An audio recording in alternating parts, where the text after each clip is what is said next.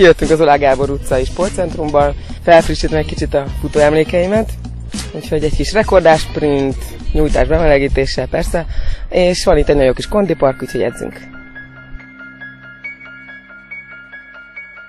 Ugye lehet, hogy sokan nem tudjátok, de amúgy én elég gyors középtávfutó voltam, többiekhez képest már, mint 5-6-an voltunk egy csapatban csajok, de voltam igazol egy egyesülethez. Mindig indultam 4x400-on, 4x100-on, 4x1005 volt igazából a mi távunk, 10 kilométerig. Valahogy egyéniben soha nem értem el igazán eredményt itthon Magyarországon, viszont kimentem külföldre cserediáknak, ott Lotaringa bajnoka lettem 1500 méteren, meg 10 kilométert is nyertem. Franciaország után abba is hagytam, és rá 2 évre jött a fitness.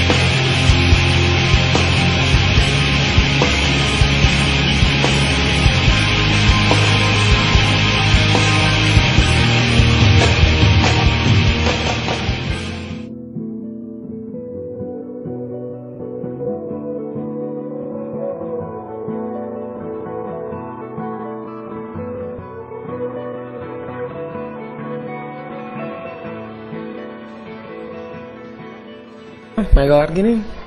Egy kis koffein azért már fáradékonyabb vagyok, hogy diétában amúgy nem szoktam koffeint fogyasztani, úgyhogy ez így engem abszolút fel fog dobni.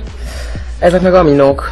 Ugye diétában nem ehetek már nagyon gyümölcsöt, úgyhogy így hiányzik az édes ízek. Úgyhogy ilyenkor ezek a kedvenceim. Meg nagyon magas benne az aminósav tartalom, tehát elég nagy dózis. Iced tea is, glutamin, ami az íze miatt iszom. Sima glutamint szoktam már így a végén berakni, de mivel mind a kettő cukormentes, így tökéletes diétával. Úgyhogy jön a meg arginin, meg a koffein.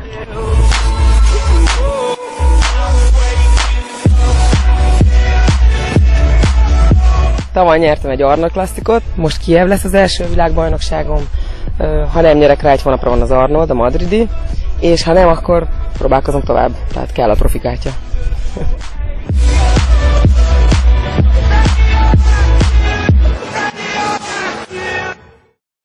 A hétköznapi gyúros edzések sem esnek jó, ha nem szenvedsz, ha nem a határidat feszegeted. Valahogy megszoktam ezt a szenvedést, és így esik jól a mai napig is az edzés, hogy kínlódva, szenvedve.